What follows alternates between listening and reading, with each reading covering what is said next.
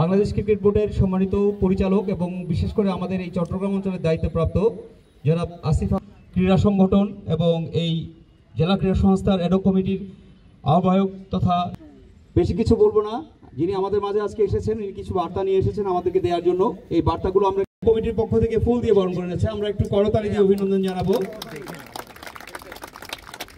রাঙ্গামাটি জেলার পক্ষ থেকে ধন্যবাদ জানাচ্ছি। আর আরেকটি কথা না বললেই না, আমাদের বর্তমান জেলা প্রশাসক যিনি পদাধিকার বলবেন, এসিওর যে আমাদের কর্নেল মহোদয় আছেন, সবাই কিন্তু ক্রীড়া পাগল মানুষ। এটি আমাদের জন্য একটা প্রাউড করার মতো। একটি কথা না বললেই নয়, আমাদের যিনি আজকে এসেছেন অতিথি উনি কিন্তু একজন শিল্পী।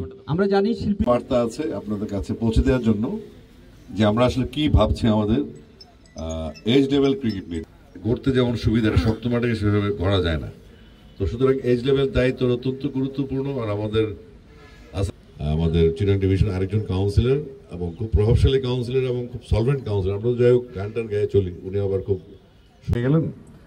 তো আমি তো চাচ্ছিলাম এটা, তো আশা করছি আপনাকে আমি হেল্প করতে পারবো। আমি বলছি না, যেহেতু আপনি না, প্রথমত আমি হতাশ যে এখানে মাঠের যে অবস্থা, গ্যালারির যে অবস্থা, ফ্যাসিলিটির যে অবস্থা এবং প্লেয়ারদের সাথে যতটুকু বুঝলাম, তাদের আচরণ, ভাষাগত বা বডি ল্যাঙ্গুয়েজ যতটুকু বুঝলাম যে এখানে আসলে কিছুই নেই এবং এখানে কাজ করানোর সুযোগ আছে। এখানে আমাদের তো ওই পার্বত্য এলাকায় আপনার ডেফিনেটলি দেখতে পাচ্ছি ফুটবলে নারীদের বিশাল একটা অবদান এবং তাদের ফিটনেসটা হচ্ছে আমাদের মূল অ্যাডভান্টেজ। তারপরে আমাদের ট্রেনিং ফ্যাসিলিটিস বা যেগুলো আমাদের বাকি আছে সেগুলো আমরা দেখতে হবে।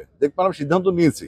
এখন সংগঠকরা যারা আছেন এখানকার লোকাল, তাদের প্রতি অনুরোধ থাকবে তারা যেন আমাদের ইনস্ট্রাকশনগুলো ফলো করে তাদেরকে ইনভলভ করে। আমরা যে কোনো কিছু প্রস্তুতি আছে এবং এখানকার রাঙ্গামাটি স্কুলগুলোয় নারীদের যে স্কুলগুলি আছে তাদেরকে এনকারেজ করার জন্য আমরা তাদের স্কুল সিলেক্ট করে ওখানে আগে আমরা গিয়ার্স পাঠিয়ে দেবো।